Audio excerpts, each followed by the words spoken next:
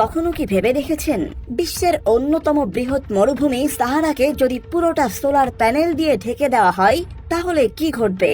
অধিকাংশ মানুষই ভাবতে পারেন এটি করলে পৃথিবীর মানুষ উপকৃত হবে, কারণ মরুভূমিতে যে পরিমাণ বিস্তৃত জায়গা রয়েছে এবং যতটা সূর্যের আলো সেখানে পড়ে তাতে সোলার প্যানেল দিয়ে সারা বিশ্বে বিদ্যুৎ সরবরাহ করা যাবে। যদি শুধু উপকারের কথাই ভেবে থাকেন তাহলে আপনি ভুল ভাবছেন।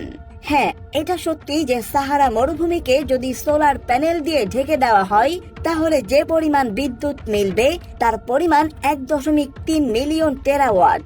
কিন্তু আপনি জেনে অবাক হবেন, সাহারা মরুভূমিকে সোলার প্যানেল দিয়ে ঢেকে দেওয়া মানে নিজের বিপদ নিজে ডেকে আনা।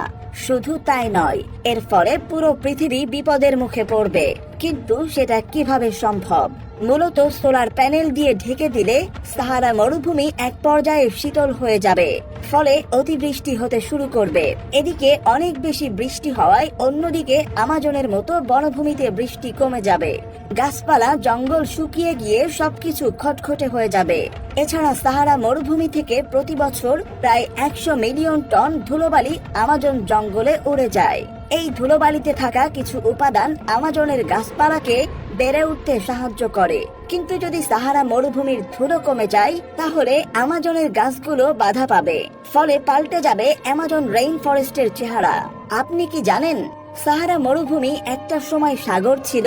জার্মানির এক গবেষকের 40 বছরের গবেষণা থেকে উঠে এসেছে 4 থেকে 12,000 বছর আগেও সাহারা ছিল সবুজ ও উর্বর। প্রতি 20,000 বছর পর পর সাহারা মরুভূমি জলাভূমি থেকে তৃণভূমিতে পরিণত হয়। প্রতি 20,000 বছর পর পর পৃথিবী উত্তর দিকে সামান্য কাত হয়।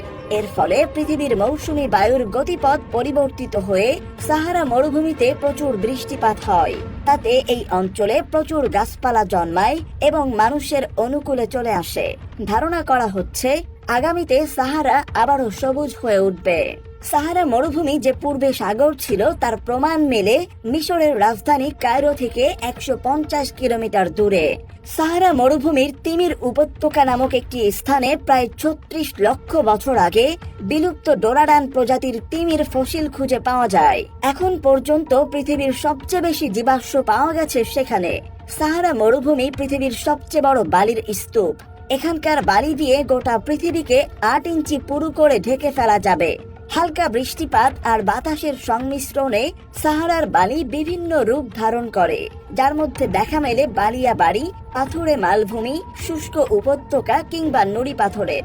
তবে বালির রাজ্য হলেও সাহারায় বেশ কয়েকটি অংশে তৃণভূমি আর পর্বত রয়েছে। ছোট বড় বেশ কটি হ্রদ আর নদীর অস্তিত্বও রয়েছে সাহারায়। প্রিয় দর্শক, আজ এ পর্যন্তই। সাহারা মরুভূমি সোলার প্যানেল দিয়ে ঢেকে দেওয়ার বিষয়ে আপনাদের কি মতামত তা জানিয়ে দিন আমাদের কমেন্ট সেকশনে।